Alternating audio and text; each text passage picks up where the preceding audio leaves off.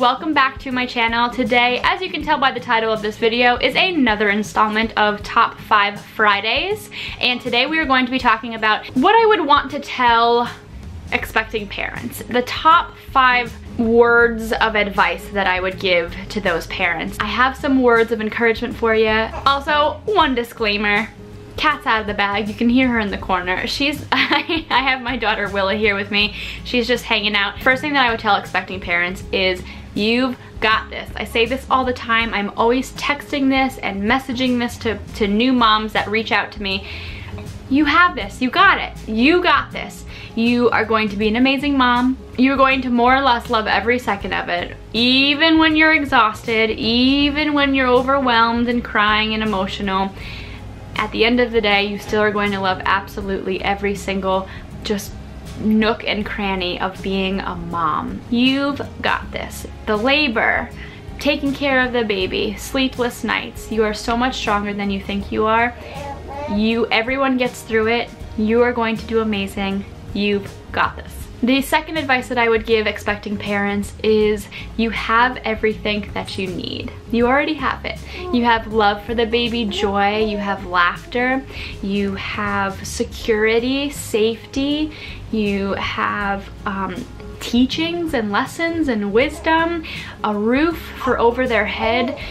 Do not get overwhelmed with these baby registry lists that just say that you need, you know, hundreds and hundreds of things. I've seen some like 4 or 5 page lists coming from some of these places, and you just don't need all that stuff. And this is coming from somebody who literally reviews baby products. Don't stress yourself out. Get the vitals, get the things that you definitely need, get some diapers, whether they're cloths or disposable.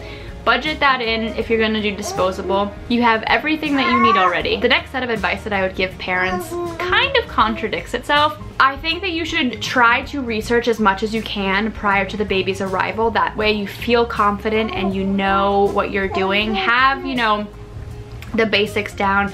What kind of diapering do you want to do, breastfeeding information, know, you know, when is it safe to give babies medication like Tylenol and Advil, know the danger signs of fevers and what high fever at what stage of life, you know, would mean that you'd have to call the doctor. Things like this are really important and definitely great to kind of feel more prepared for your baby's arrival. But my other advice is also to kind of just learn on the fly.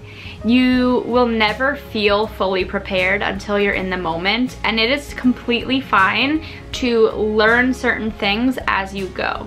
You are not going to know how to, you know, properly change a diaper until you have your baby right there in front of you. You're not gonna know whether they're going to need diaper cream every time you put a diaper on or whether they're never gonna need diaper cream.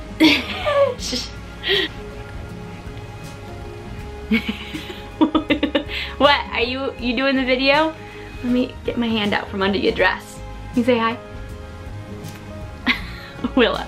No one's gonna listen to anything that I'm saying. You're not going to know if your baby's gonna sleep directly through the night or if you're going to have to sleep train them. These are things you're just never gonna know. To be a parent, you have to be a type A personality and a type B personality all meshed into one.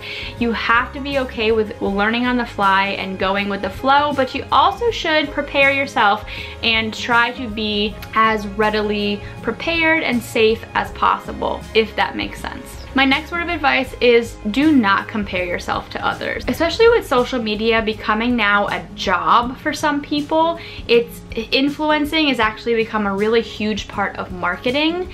It's a lot more cost effective for companies to use influencers or content creators for marketing instead of hiring an entire team to put together like an entire campaign. It's really a vicious cycle because the mothers that have a lot of following, let's say for example on Instagram, they got that way because they've made every single photo look perfect and they have, you know, overall look to their Instagram account, while mothers can really relate to them and they also kind of look up to them. I've noticed even myself doing it at times. I'll see a mother who has, you know, 100,000 followers on Instagram, and every single photo has the same beautiful tone to it, and they just look so perfect, and I think to myself like, wow, my life is not like that.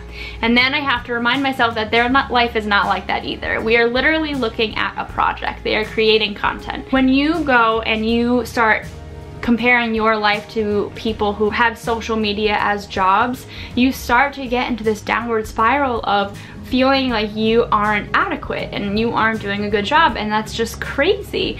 You are doing an amazing job. Well, everyone has bad days.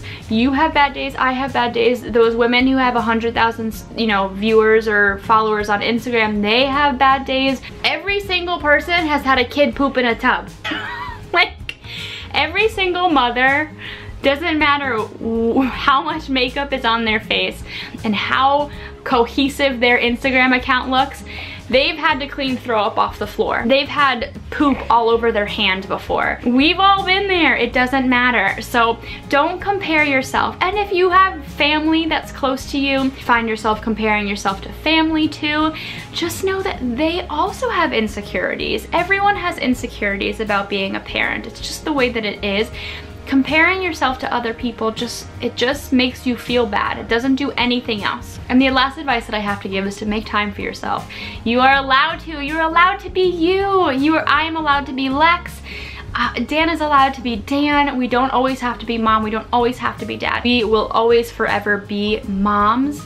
But sometimes we are allowed to take that hat off and put on a different hat.